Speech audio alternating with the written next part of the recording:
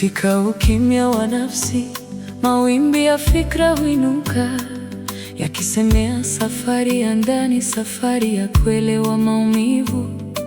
Subira si ukimya, bali ni mwanga unaotulia pole pole.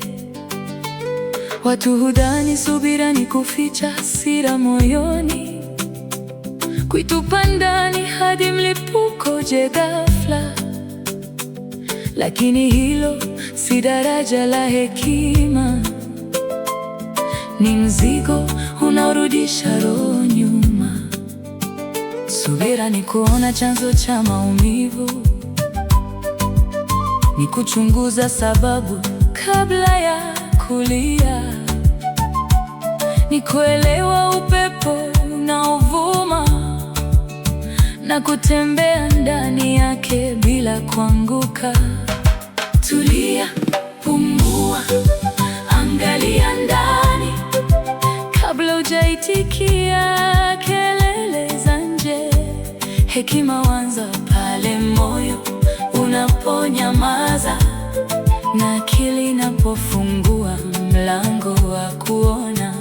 Subira ni nguvu, si ukimya wa hofu, ni mwanga unaotembea taratibu rohoni. Subira ni busara, si kizuizi cha hisia, ni njia ya kuona ukweli ndani ya kivuli.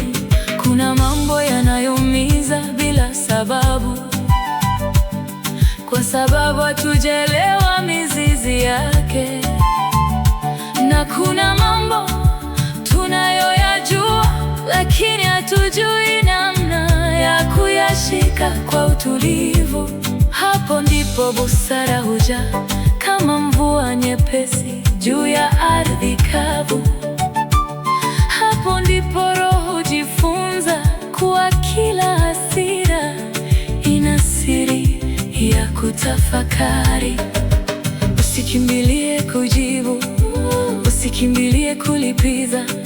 Tulia, tazama, tambua, na utapata mlango wa amani. Subira ni nguvu, si ukimya wa hofu, ni mwanga unaotembea taratibu rohoni. Subira ni busara, si kizuizi cha hisia, ni njia ya kuona ukweli ndani ya kivuli.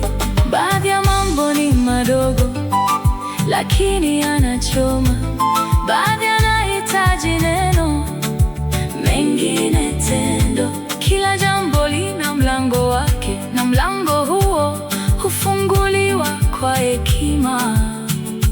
Ukijua chanzo cha maumivu yako, utaona kuwa dunia si nzito kama ulivyodhani. Ukielewa sababu ya hasira yako, utaweza kuigeuza kuwa mwanga wa ndani. Subira ni nguvu, si ukimya wa hofu, ni mwanga unaotembea taratibu rohoni. Subira ni busara, si kizuizi cha hisia, ni njia ya kuona kweli ndani ya kivuli. Chagua kutulia, chagua kuona, chagua hekima kabla ya hasira, na utatembea katika dunia kwa mwanga.